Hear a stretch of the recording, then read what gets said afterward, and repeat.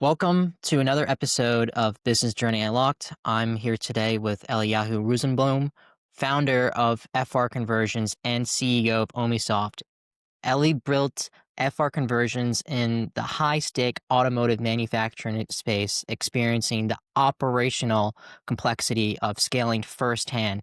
That experience later became the foundation for Omisoft, an ERP platform designed to eliminate real-time friction in manufacturers' visibility. Ellie, welcome to the show. I'm going to turn it over to you to explain your journey and how that became the fruition to Omnisoft. Yes, it actually goes back a little bit before FR conversions. I'm kind of, you might call me a serial entrepreneur. So FR wasn't even my first escapade. I started out in the EMS world. I was a medic and I started a commercial ambulance service. Oh, wow. When I did that, I got into paratransit services because the two are very closely interlinked. Lots of ambulance services do mobility and all sorts of ancillary type transportation, and so we got into that and kind of the running theme within each business that I've started has been like it's been a kind of an experience of I didn't have what I wanted or I wasn't satisfied with the market as it was, and one day I decided to kind of fill that gap. And so it kind of started in the ambulance space, in the mobility space. I recall getting my first wheelchair van. It was really, really expensive. It was a difficult escapade. I don't want to go too deeply into it. Suffice to say that I had it in my mind that like this is not the way the industry should run. And one day I decided I was done with ambulances and I was going to go build wheelchair vans. And that's what I turned around and did. And then a couple of years later, I came full circle and started building ambulances as well. And during that process, I discovered that as you scale the manufacturing company, especially a complex manufacturing company, and automotive manufacturing is probably the second most complicated type manufacturing out there, right behind aerospace. And so as you scale these really, really complicated systems, you require really complex and comprehensive software. And what we found was we were not particularly happy with the systems that were out there. We actually deployed two different ERP systems over the course of about 6 years. One was kind of an entry level one, where kind of CAN system, no support, kind of real basic. We upgraded from that about 6 years later, which was quite a bit better, but still insufficient for our needs. And then eventually I decided I would just go out and make my own. And that's effectively how I continued through my journey to Omnisoft. Once I realized a substantial exit from FR conversions via a PE deal, I continued into the software space. I'm still connected and involved in the manufacturing space, so I'm not like out of that business. But the transaction that I did related to it gave me the liquidity necessary to pursue something like software development, which in the B2B software space is enormously expensive. So, and that's how I landed where I am. I really love these type of stories because you saw a gap and inefficiency and you took that opportunity to make something of your own to then help these other manufacturer companies get the real-time visibility, the real-time efforts. It's not just time on the floor, but it's actually the software that enables these frictions, so to speak. So understanding the liquidity aspect, you were able to do that exit, which allowed you to get the liquidity necessary to build OmniSoft to where it is today. But when you first started OmniSoft, what were the challenging momentums to initially build that up? Because you had the background, you had the experience, but essentially it's all about putting yourself out there, getting the right clientele, getting the right systems and software in place to make sure that actually it's run efficiently and people and clients look at you as a credible source. How were you able to dictate and essentially put yourself out there in that attribute? So building a software company requires a lot of different types of expertise. Actually, running any kind of company requires a lot of different expertise. And whenever you start a company, there's going to be certain things that you know, and there's going to be certain things that you don't know. You'll never be in a position, I think, where you're an expert in everything. Um, and so software requires expertise not in just the general business operations, which I have, 20 something years of experience in, or go to market or financials. It requires also significant technical expertise in the development of the software, especially B2B enterprise grade software. And so that's really not my background. I'm kind of a techie, nerdy kind of guy. Put my first computer together when I was like 11. I could write an SQL query if you know what that is. Maybe write a couple of lines of code. I've been known to check out some vibe coding on the side, but I'm the farthest thing that you would consider from a real hardcore software engineer. I know enough to be dangerous, not enough to be highly effective. So if you're not a software engineer, I could almost pretend like I'm a software engineer. What you really need is you need to pull together the pieces, the critical pieces that are going to make the whole enterprise run. And in the initial phase, it's really developing the product, and you need someone who's going to be able to develop that product. Now, product development comes down to two key halves. Really, it further bifurcates into some other things. But when you think about a product like a B2B software product, there's the knowledge necessary to architect the product. I think of it as like, the plumber and the electrician and the carpenter who's going to build your house. And then you have to have someone who's going to design the house, and he's going to, or she's going to, have the vision for what it needs to be, how the rooms need to look, how the structure needs to fit, how it needs to flow, the feng shui, whatever it is that you want. And those two are actually very different kind of things, right? You can have a plumber who has no vision, doesn't know anything about, big open spaces or the flow of food as you serve your three-course dinner or whatever it is. Um, but you need both, right? To have a really nice home, or you want to build a nice structure, you need both. And so what I bring to the table in our enterprise is a few decades of business experience. And so I know how to manage the finances, how to build a team, how to deal with compliance, how to deal with legal, how to kind of pull these things together. And what I really was lacking is that top-notch expertise on the software development side, the plumber, if you will. And as it so happens, one of the reasons why I started Omni, or I was willing to go into Omni, is I have my best friend in the world. We've been friends for a little over 30 years, and we've been best friends for probably a little over 10 years. Um, and he's a significantly accomplished software architect. And so the deal that we came to is I will build the business if he builds the structure of the product. And when it comes to the Mm. product, I can design the product. I can tell it what it needs to do, how it needs to do, what functions it needs to do, how it needs to look, how it needs to flow, the various work processes, what's important, what's not important. But then he needs to make those things actually happen on the back end, the parts that you never see, the code that needs to run. When you think about a quality software product, there are really kind of three very important aspects to it to make it successful as a product. And the creating a good product is only a small part of creating a great business. But before you could create a business, you have to have a great product or service. So in this case, first focusing in on the product, really you need three things, right? You need a great UI. This is one of the major complaints in most ERP systems. Their UIs, the user interface, kind of are archaic, or they're terrible.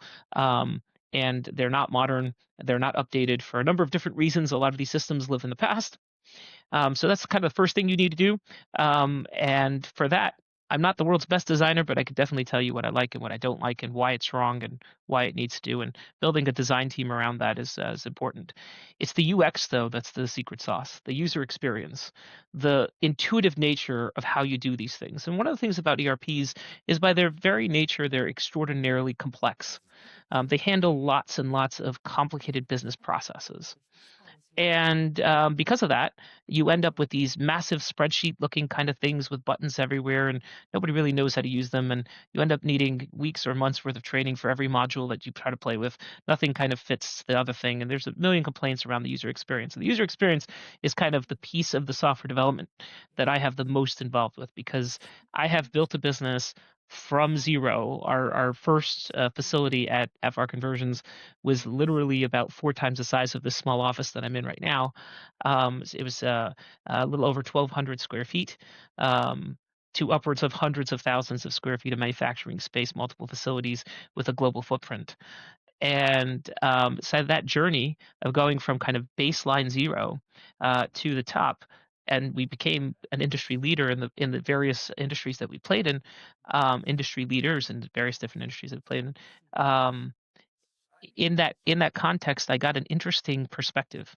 I got the perspective of the guy that's on the forklift, the guy that has to count the inventory, the guy that has to offload trucks or deal with interstate trucking or haul truck. I could tell you stories about hauling vehicles all over the country or going to Phoenix to pick up seats for builds that we needed to get out for critical customers or whatever.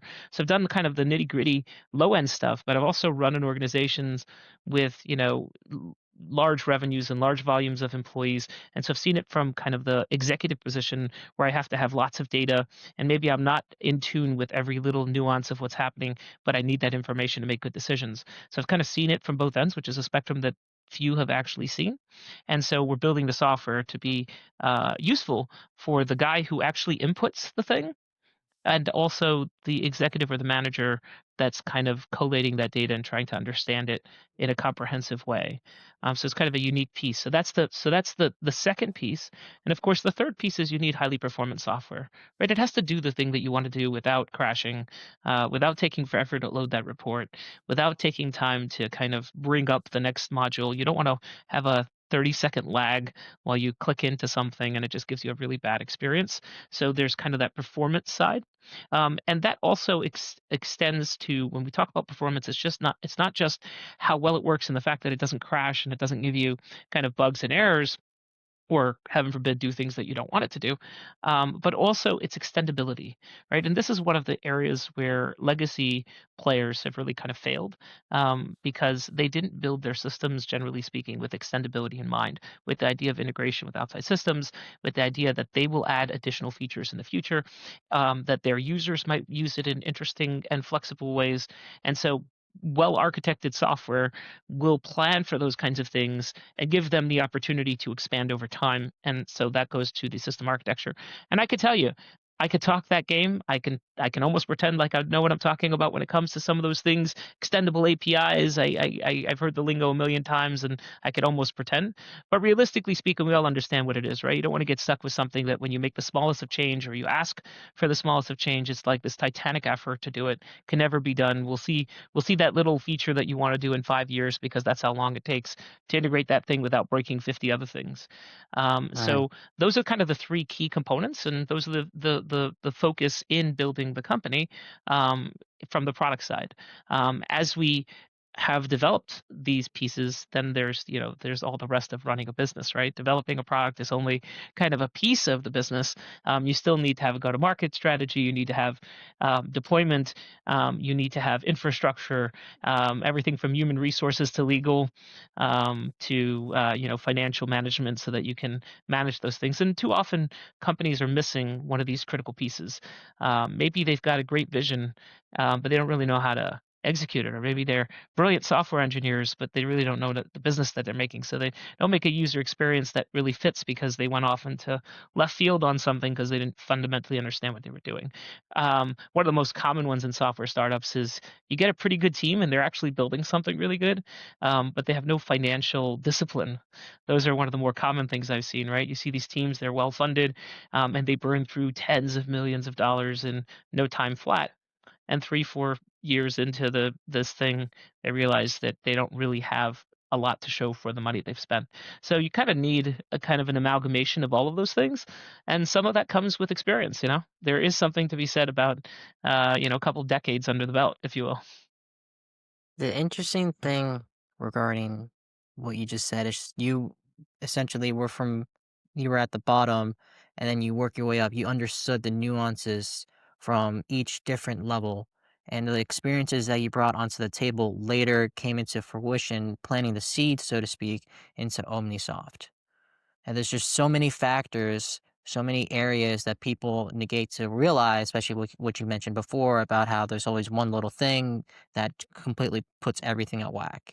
Essentially, just about the framework that you're putting into the system. If you don't have a solid framework, if you don't have a solid market strategy, execution, you're not going to go anywhere with the business. You may have a great idea, a great product, but essentially it comes down to making sure you're dotting your T's, or you're crossing your T's, you're dotting your I's essentially.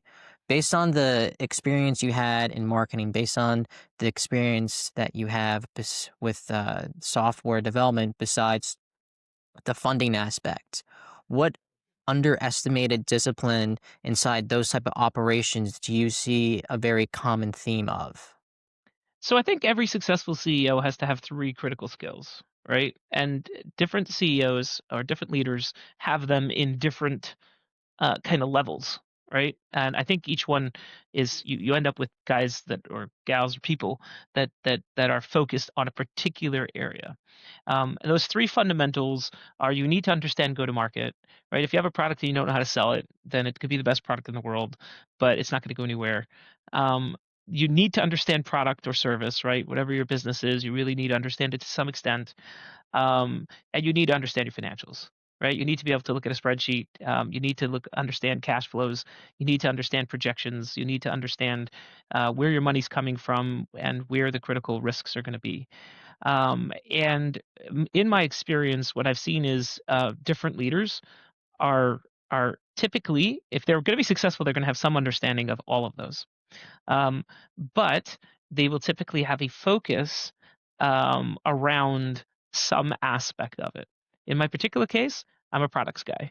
It's not that I don't know how to market things. It's not that I can't read a balance sheet or do projections or do any of those things. I've done all those things.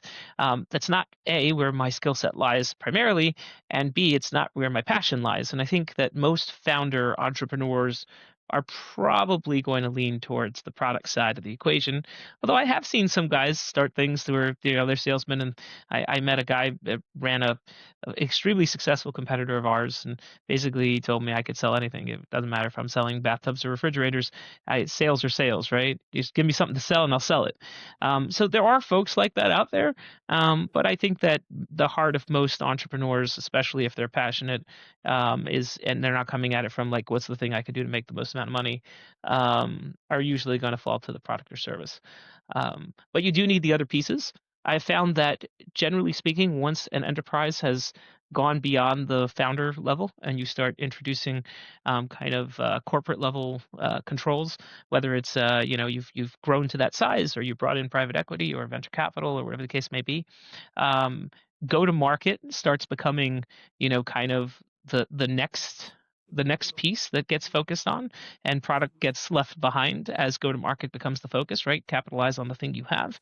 And then the most mature companies are all balance sheet driven, right? When you think about the biggest companies out there, their go to market strategy is well understood, and the leadership tends to be more on the balance sheet. And again, you have to have some of it, but kind of it depends on the kind of the nature. Personally speaking, I have not much of a interest of running a business that's based off of the balance sheet driven aspects of it. I'm fortunate I've been successful enough in my career that I can do whatever I want, and I don't choose to spend my life looking at balance sheets or spreadsheets and try to figure out how to optimize them.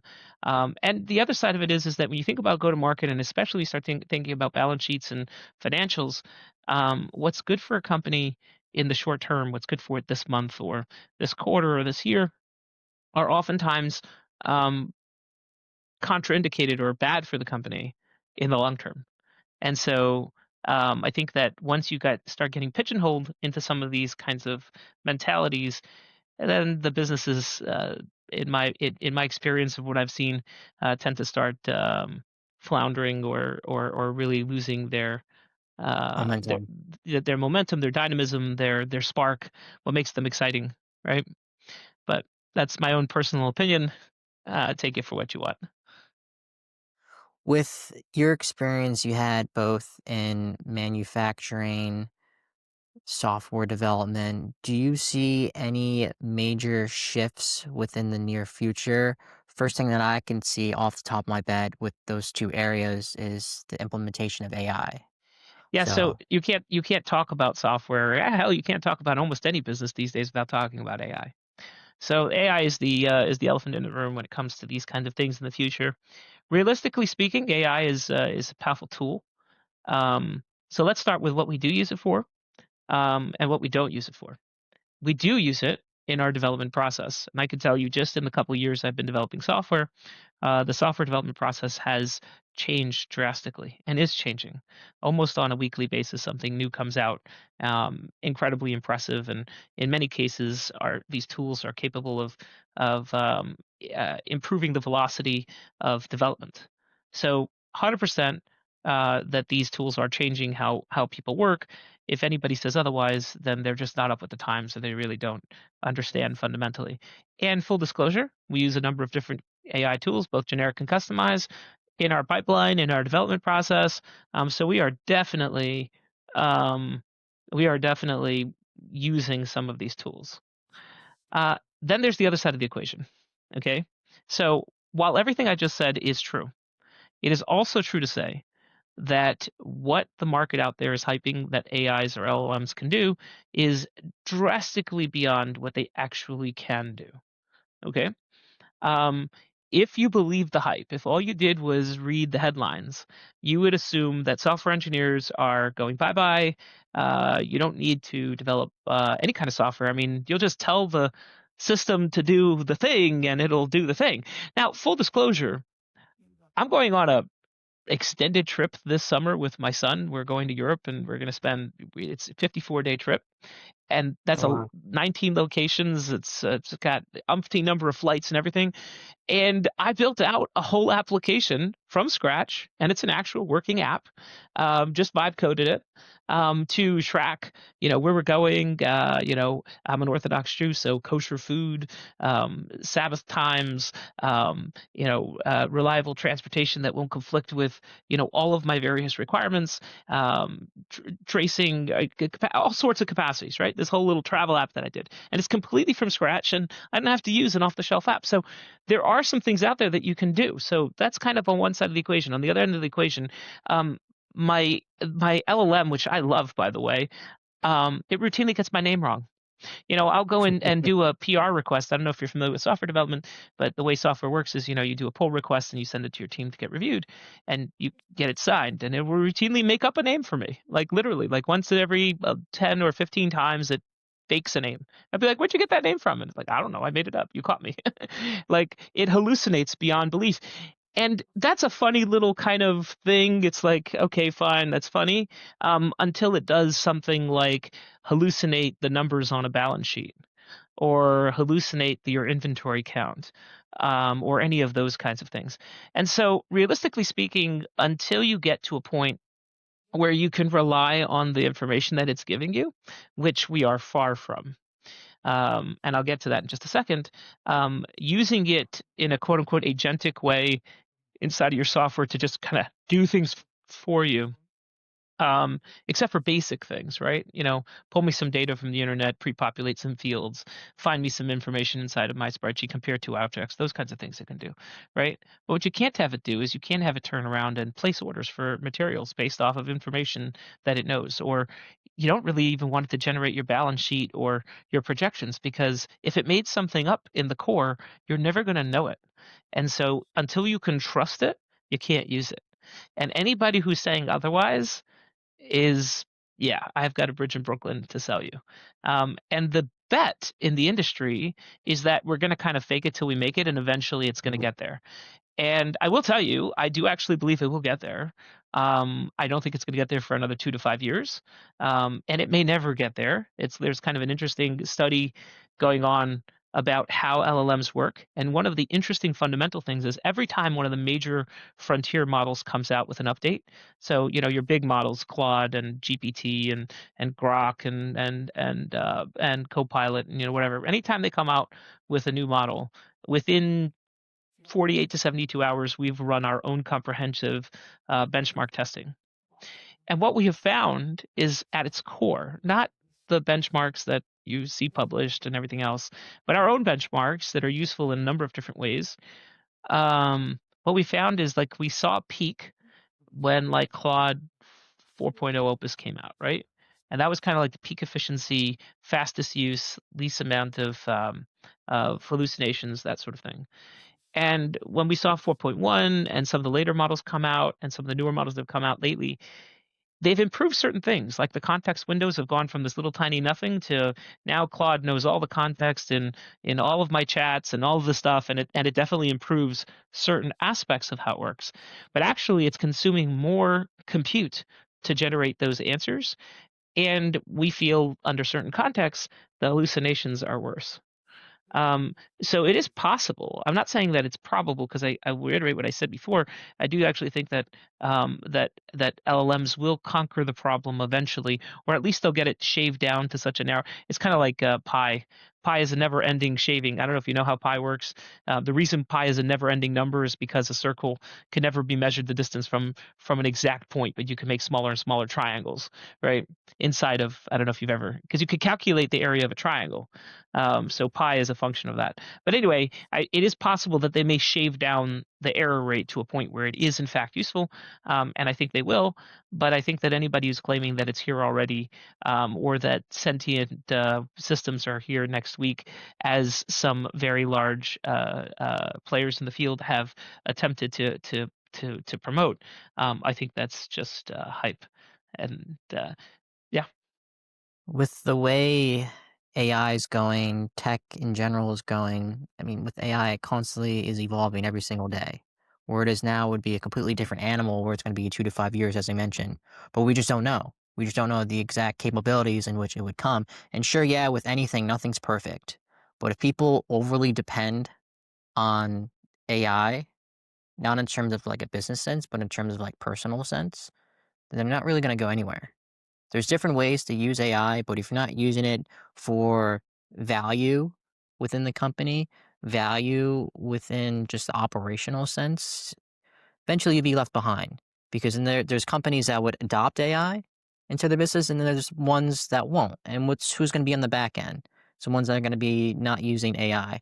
There's a lot of hype. There's a lot of dissatisfaction with AI. It's not going anywhere.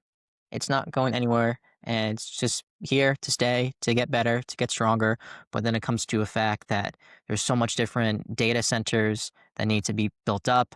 There's a lot of different capabilities, a lot of energy that will be bestowed upon these type of information. It's just where exactly would this information be stored? Because at the end of the day, even though it's shooting out all this output, a human actually had to put in those information for you, for example, with like that app you made, right? Even though it does help, you still have had to made it from A to Z.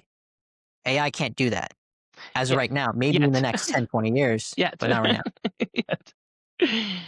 Um, so I would compare it to, the advent of something like Excel, right? If Mm, you were an accountant pre-Excel and you didn't use Excel, then you were going to left behind. It's a tool. It's a powerful tool. Excel doesn't make you a better accountant, though.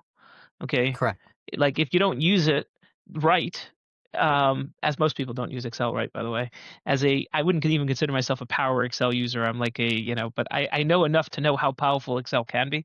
I always laugh when people say, Excel is outdated. Like, dude, you don't even know a thousandth of what Excel can do, but that's a different story.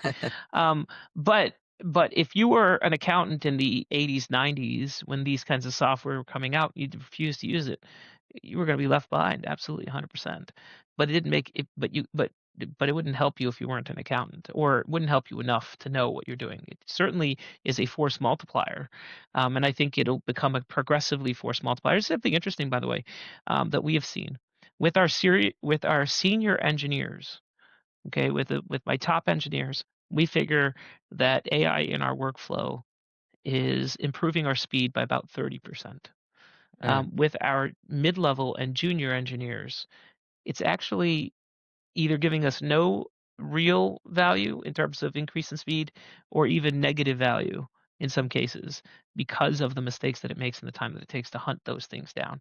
In other words, if you were already good to begin with, it'll make you better. If you didn't have the core skills, it's not enough. And it'll actually mess you up real bad in many I cases. agree. I agree. I see your perspective as well. If people don't have it in themselves, the tools can only go so far.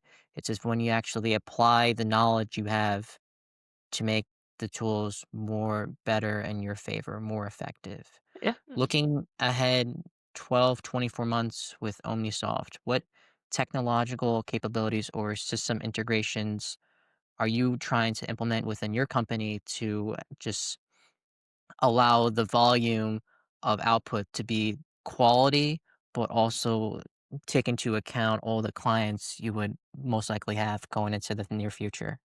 So AI for us in a workflow perspective, it depends. There are different pieces of it that can be very helpful for us, both in terms of integration into our product, which we are working on. Right? I didn't say you can't use it. I just said it can't be inside of critical.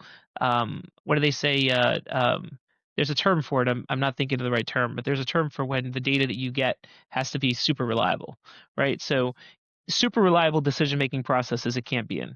But if you want to create a time consuming object inside of your system, say you want to configure an item, like one of the most common and time consuming things inside of an ERP is I want to set something up. I want to buy band-aids for my company, right?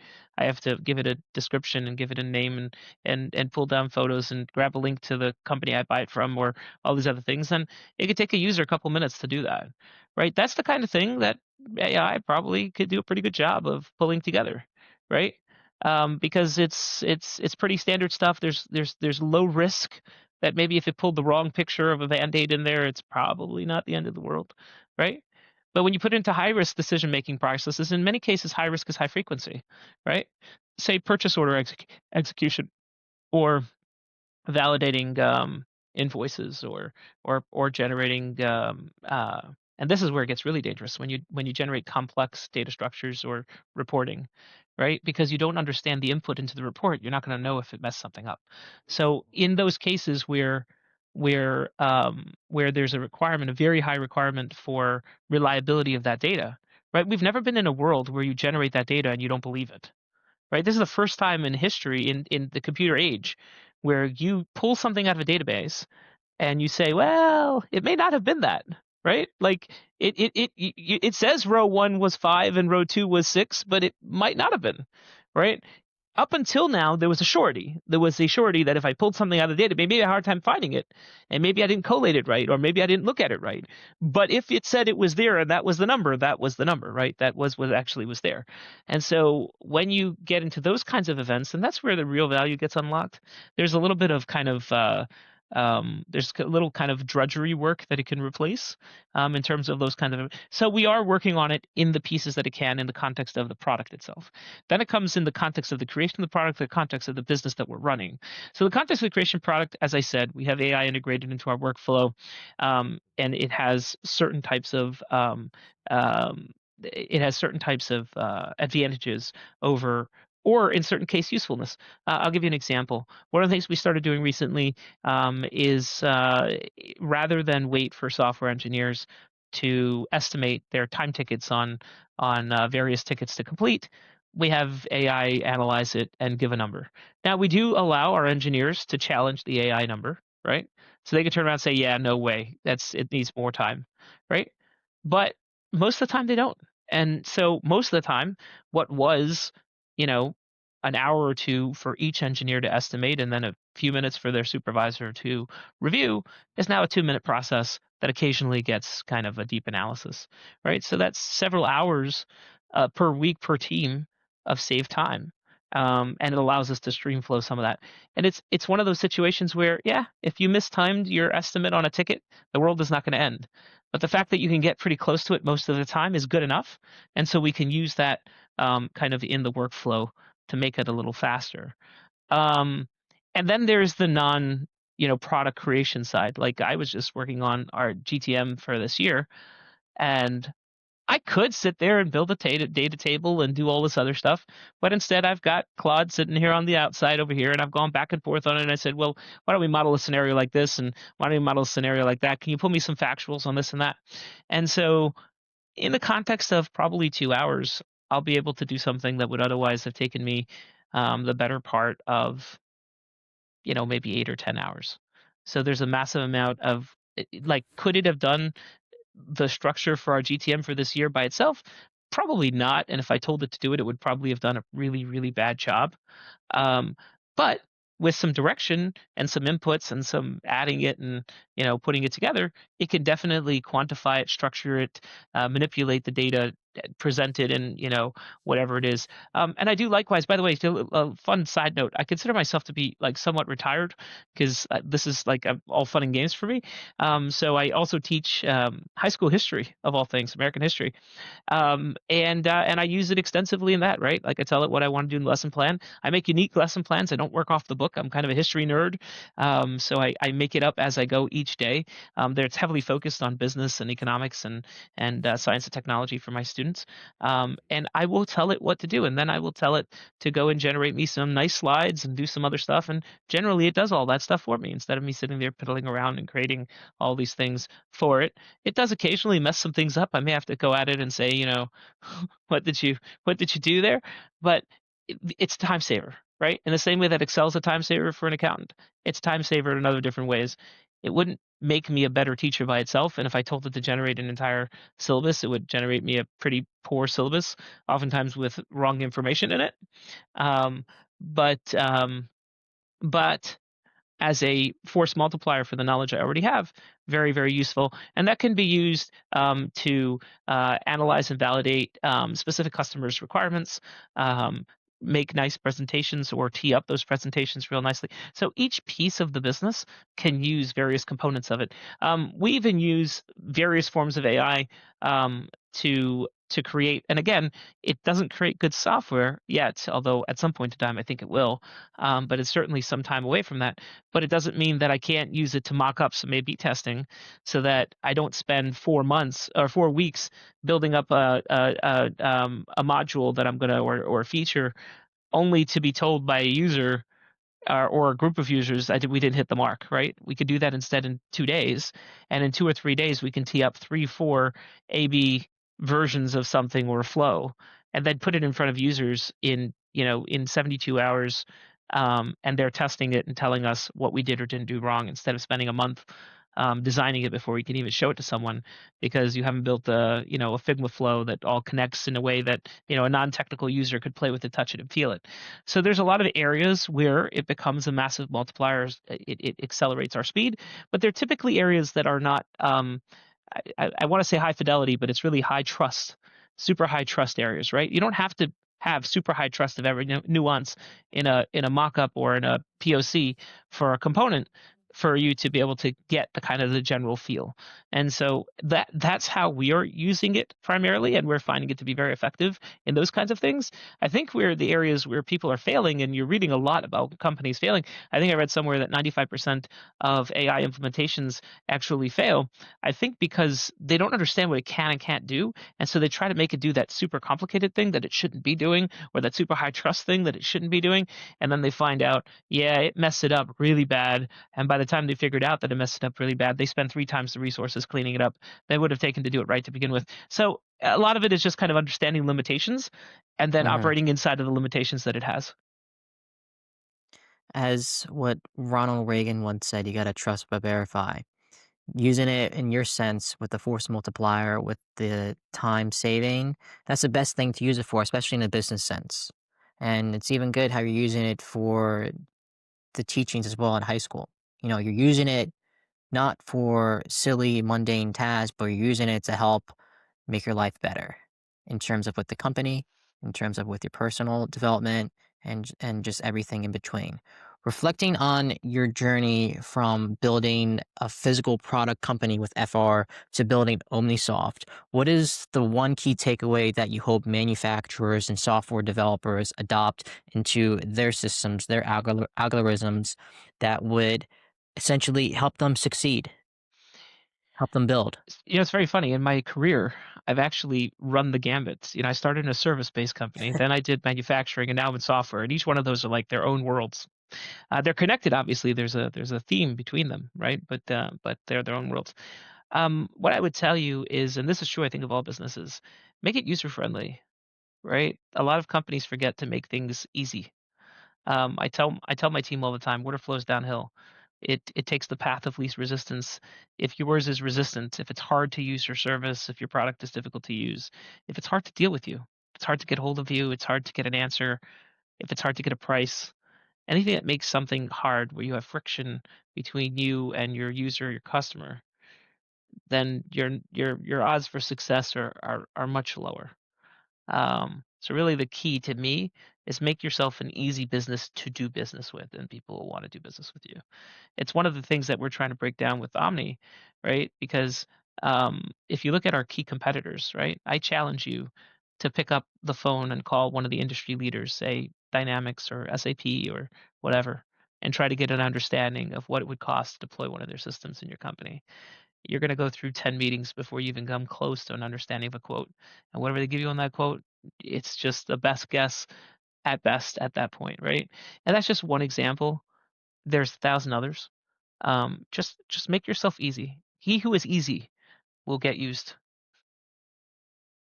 I find that, especially with AI, as you mentioned, people try to make it so complex that the integration is just horrible.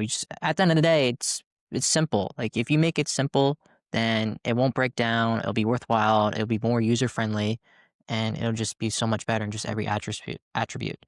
Before we wrap up here, what personal habit or belief that you have that you carry day to day that has allowed you to succeed in where you are in life and where you were with FR and where you are and are going with Omnisoft? So if anybody knows me would tell you the one thing about me is I work harder than everybody else in the room always. I've been getting up since about 10 years old. I've been getting up at about 3:30 in the morning. I still do that. I have teams that are global. We cover 13 time zones now, and so we are operating most of around the clock. So it doesn't matter. Almost any time of the day, there's someone working inside the context of our software. The key is really hard work really does get you a huge advantage over everyone else. But it's not just the hard work, right? Some of it is just, hey, hard work gets you. I work 18 hours a day. It's Sunday, and and I'm working on a go to market plan for the year, obviously. But the other side of it is that if your team, especially if you're a leader, if your team perceives you to be the hardest working person in the room, oftentimes they're going to try to live up to your standard, right? And so you set a very high mark that you can set by example. People don't do their best work by being forced into it. They do their best work by being inspired into it. And one of the ways you can inspire your team to really kind of give you the best performance is by you showing them the best performance. If you're lazy, your team is going to be lazy. You can't demand anything from your team that you yourself are not willing to put in, or you will not be successful. I've never seen a team member that's really willing to work harder than the CEO, right? If the CEO is out playing golf and is perceived to be, whatever, yeah, then their people are going to be doing the same.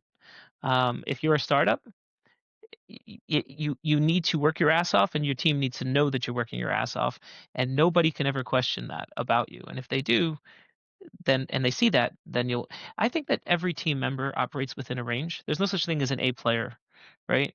There are people who can be A players, and there are people who oftentimes can be B players, and the same people, right? So the key to success isn't so much, finding the A players. We only find the best software engineers. We don't find them, whatever. That's not actually true. It's you find people who can operate inside of that top end of that bandwidth, and you inspire them to do so. Can't force them to do so. Nobody ever get forced to, but you can inspire them to do it. And if you take those individuals, and I think of everybody's operational level from like a 1 to 10. Like it gives me like a number, a numeric that I can wrap my head around when I think about their performance. It also is helpful internally to kind of say, hey, kind of talk about it in terms of a measured way. But if you think about someone who, you know, if you need to operate your business with 7 to 10s, right? You can't find everyone who's always a 10. There are some people out there that are a 10 no matter what, but there's so few, it's almost impossible to find them. And most of them are out there running their own businesses anyway. The key is you take someone who could operate somewhere between a 6 and a 10 or a 5 and a 10, and you inspire them to operate much closer to that 10 than to the 6 or to the 5 that they might otherwise. And to me, the first and most important piece there is to you yourself operate at that level, and so the people around you, especially the people who interact with you, will be inspired to do that. Or at least that's been in my experience. Essentially, it's just leading by example, Yes, plain and simple, yes, plain and 100%, simple. 100%. You It's said just it succinctly. it's just if you have the passion and you bestow upon that to other people on your team, they see the light bulb, so to speak. They want to catch that light bulb. They want to achieve what you have. They want to achieve the drive, the passion, and apply it on their life. You could take a 6 and you can train them to a 10. At the end of the day, it does revolve around their personality, their drive, their motivation. Because you can throw everything at them, but if they're not willing, they won't change. Simple as that. 100%. You have to have. I would rather take a highly motivated individual that is of a lower caliber, than a high caliber individual who is of a low motivation.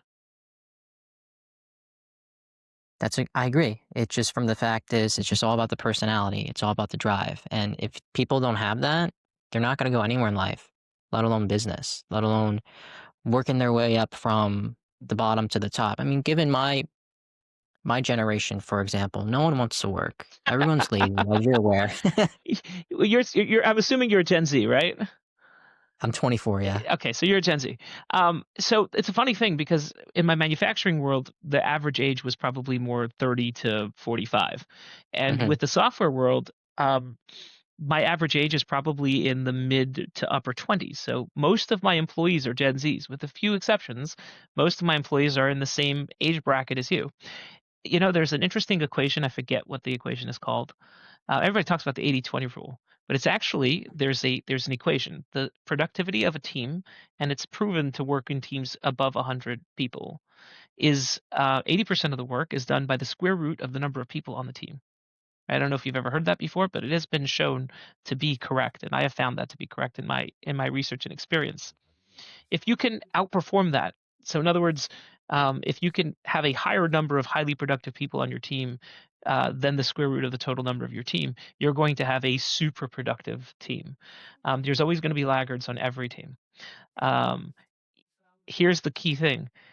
I think that our number is multiples of that, right? I wouldn't say we have 100% of our team that are super productive, but I would say that it is probably true to say that 40% of my team are in that super, super high productivity ratio, which is multiples more than you see in a normal team structure. And this is in the context of Gen Zs, right? It's Mm. the same folks you're saying that are, I think that it's more difficult with Gen Zs.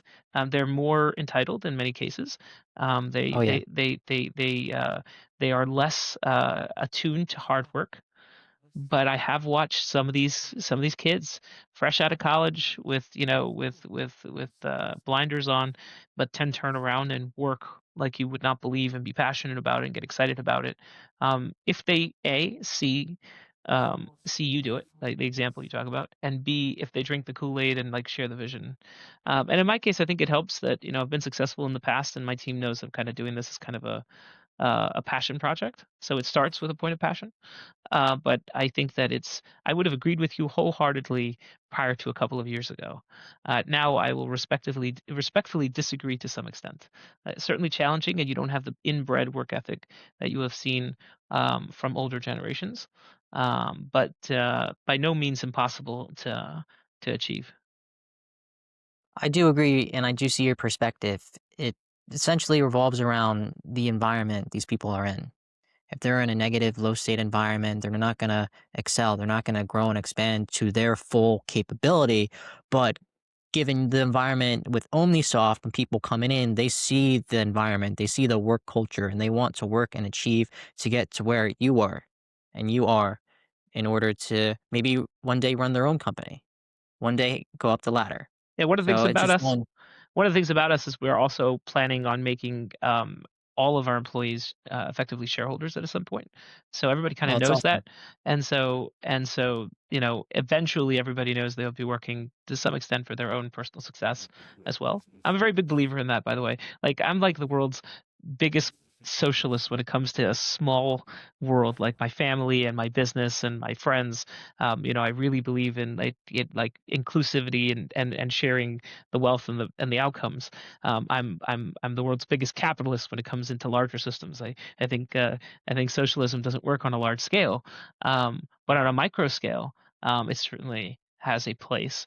So in the context of my family and my business, we're very, very big about that. So including them in the positive outcomes, once the expected positive outcome is also a significant motivator. For people that are listening or watching this, what's the best place for them to either reach out to you, FR Conversions, and or Omnisoft? So FR has their own PR team. I don't really handle that kind of thing directly. So my passion is Omni right now, and it's my focus.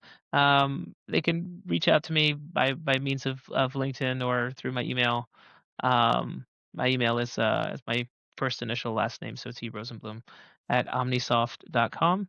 And if you are reaching out on LinkedIn, kind of word to the wise, start with your favorite dessert. I find it funny and interesting, and it's a good icebreaker. But more importantly, I get literally a couple hundred messages a day, and most of them get deep sixed without really reading them. But if someone starts with their dessert, I know that they read something where they're coming from a place where they know something about me, and I think it's funny. And I actually, my marketing team has told me it's not particularly professional for a CEO to do that, and at certain for certain things, I get the latitude of not caring. Exactly, because you're semi-retired. Who cares? I will say I did banana bread. I said that to you. and You're like, oh yeah, I love banana bread. and it worked. Here I am. Yeah. Here you are. Exactly. Exactly. Well, Ellie, thank you so much for taking the time to talk to me. I really do appreciate the insights that you shared in today's video. It's my pleasure. Thank you. All right, thank you. Bye bye. All right. Beautiful. Thank you so much, Ellie.